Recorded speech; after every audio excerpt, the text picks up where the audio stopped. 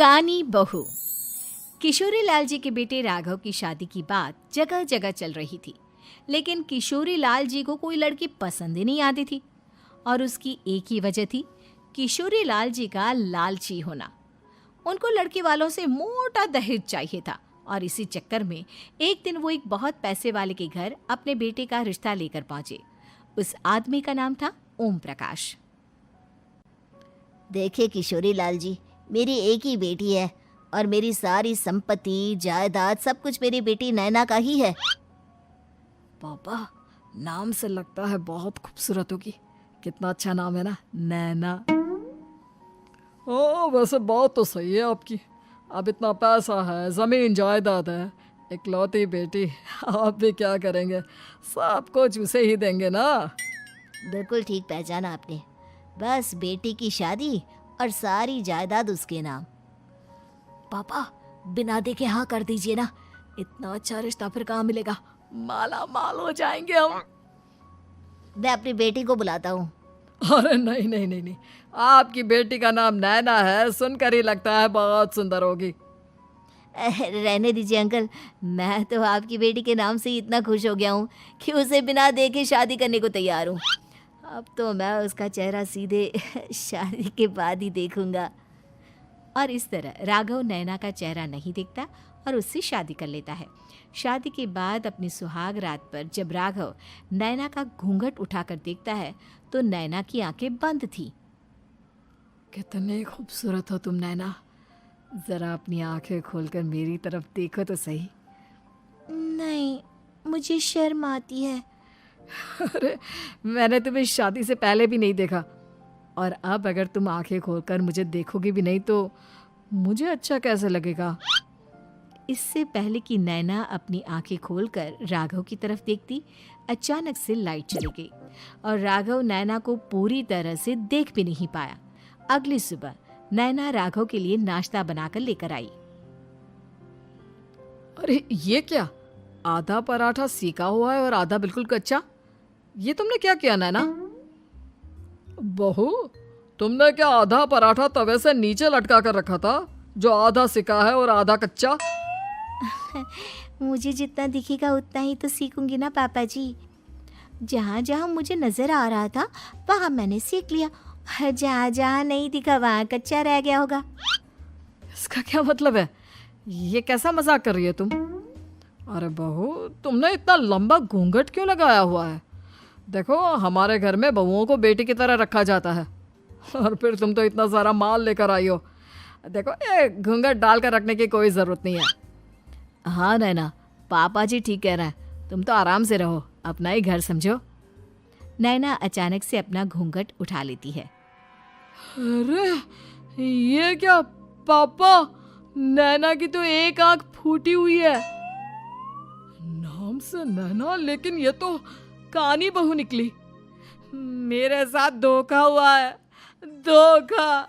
बिना दिखाए अपनी कानी लड़की मेरे संग ब्याह दी। मुझे कानी बीवी नहीं चाहिए। मुझे अभी ओम प्रकाश जी से बात करनी पड़ेगी। आखिर उन्होंने मेरे साथ ऐसा किया क्यों?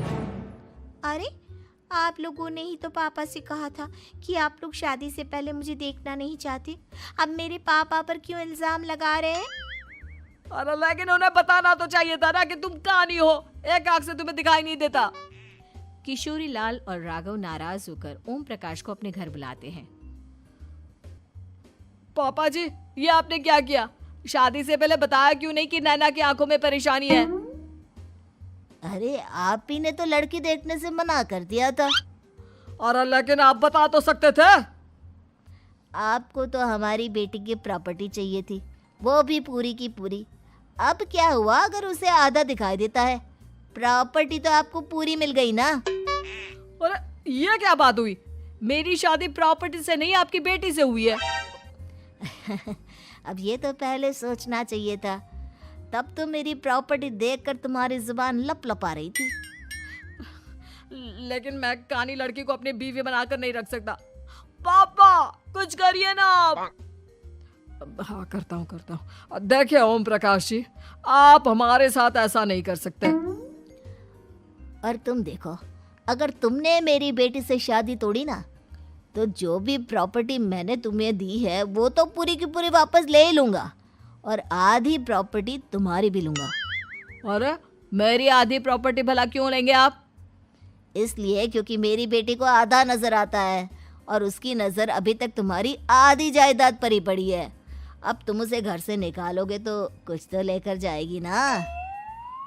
और अगर हम आपकी बेटी को अपने घर की बहू बना कर रखे तो? तो तुम्हारी पूरी प्रॉपर्टी तुम्हारी ही रहेगी, और जो मैंने तुम्हें दिया है ना, उसमें से बस मैं आधा लेकर जाऊंगा। अरे लेकिन अब आप अपनी दी हुई प्रॉपर्टी में से आधी वापस क्यों लेकर जाएंगे? अगर मैं आपकी बेटी को अपनी पत्नी बनाकर रखने को तैयार हूं तो? इसलिए ताकि भविष्य में अगर तुम मेरी बेटी को धोखा दो तो उसके पास कुछ तो रहे जो पति का हो। वैसे मेरे पास तो बहुत कुछ है, लेकिन अपने पति की कोई निशानी तो उसके पास होनी चाहिए ना। अब अगर तुमने मेरी बेटी को कानी कहा तो तुम्हें प्रॉपर्टी भी कानी ही मिलेगी, पूरी नहीं। जमाए राजा। किशोरी लाल और राघव समझ चुके थे कि वो बुरी तरह फंस चुके हैं और अब उनके पास वहां से निकलने का कोई चारा नहीं है।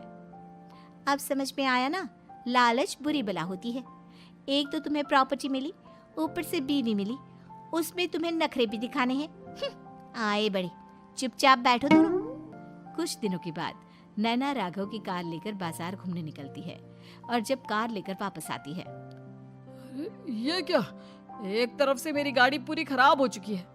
लगता है तुमने मेरी गाड़ी को किसी दूसरी गाड़ी के साथ एक्सीडेंट किया है। अरे अरे कितना बड़ा नुकसान कर दिया तुमने बहू। वो क्या है ना पापा जी, मुझे एक आंख से दिखाई नहीं दे रहा था, सामने से गाड़ी आ रही थी। मुझे तो सिर्फ आधा ही दिखाई दिया और वो गाड़ी मेरी कार से रगड़ते हुए निकल गई।